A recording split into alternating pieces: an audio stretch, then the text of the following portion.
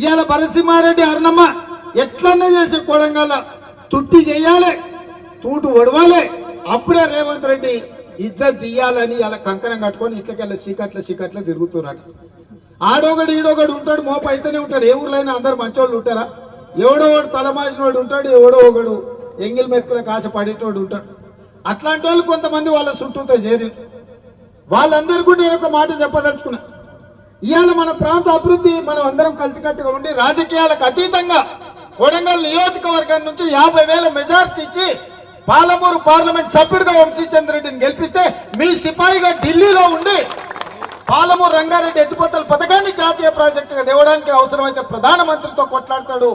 రాహుల్ గాంధీ గారు ప్రధానమంత్రి అయితే 1,000 కోట్ల రూపాయలు నిధులు తీసుకొచ్చి పాలమూరు జిల్లాను అభివృద్ధి చేయడానికి ఉపయోగపడతాడు. అట్లాంటి అవకాశాన్ని జారవిడుచుకుందామా? ఇవాళ వాళ్ళు వీళ్ళు చెప్పినట్టు మనం నష్టపోదామా? అదేవిధంగా కాంగ్రెస్ ఓడగొట్టాలి అంటుంది బీఆర్ఎస్ వాళ్ళు కూడా మోపారు. నేను అడుగుతున్నా, ఎందుకు ఓడగొట్టాలి కాంగ్రెస్ ను? ఆడబిడ్డలకు ఆర్టీసీలో ఉచిత బస్సు ప్రయాణం ఏర్పాటు చేసినాక ఓడగొట్టాలనా?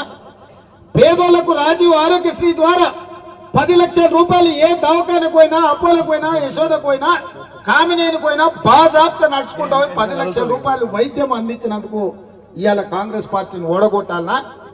ఇవాళ ఆడబిడ్డలకు 500 రూపాయలకే ఉచితంగా సిలిండర్ ఇస్తున్నందుకు ఇవాళ కాంగ్రెస్ పార్టీని ఓడగొట్టాలనా? ప్రతి పేదవాడికి 200 యూనిట్లు ఇంటికి ఉచితంగా కరెంట్ ఇచ్చినందుకు కాంగ్రెస్ పార్టీని ఓడగొట్టాలనా? ప్రతి పేదవాడికి ఆయన రాజశేఖర రెడ్డి గారు ఉన్నప్పుడు ఊరూర ఇందిరమ్మ ఇల్లు ఇచ్చినాం, అడిగిన వాళ్ళకి ఇచ్చినాం, అడిగిన వాళ్ళకి కూడా ఇచ్చినాం. నువ్వు కట్టుకోవా, మళ్ళీ ఎప్పుడు వస్తుందో ఏమో, కాలం ఎట్లొస్తుందో.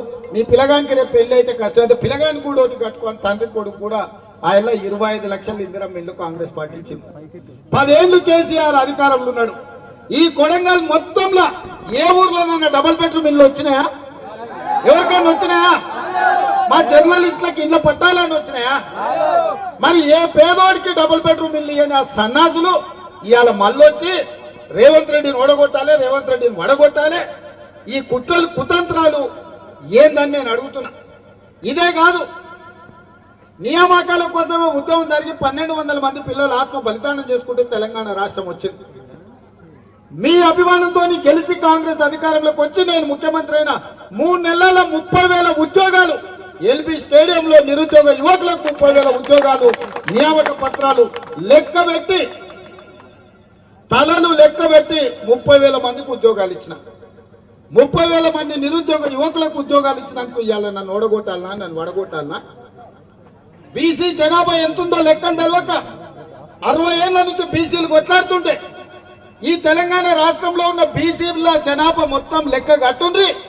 లెక్క ప్రకారం వాళ్ళకు నిధులు ఇవ్వాలి, నియామకాలు చేపట్టాలని బీసీ జనాభా లెక్కలు కట్టమని ఆదేశాలు ఇచ్చి, జీవోలు ఇచ్చి, నిధులు ఇచ్చినందుకు రేవంత్ రెడ్డిని ఓడగొట్టాలి, కాంగ్రెస్ పడగొట్టాలన్నా? దేనికోసం పడగొట్టాలి, దేనికోసం ఓడగొట్టాలి? మీరు ఆలోచన చేయండి మిత్రులారా.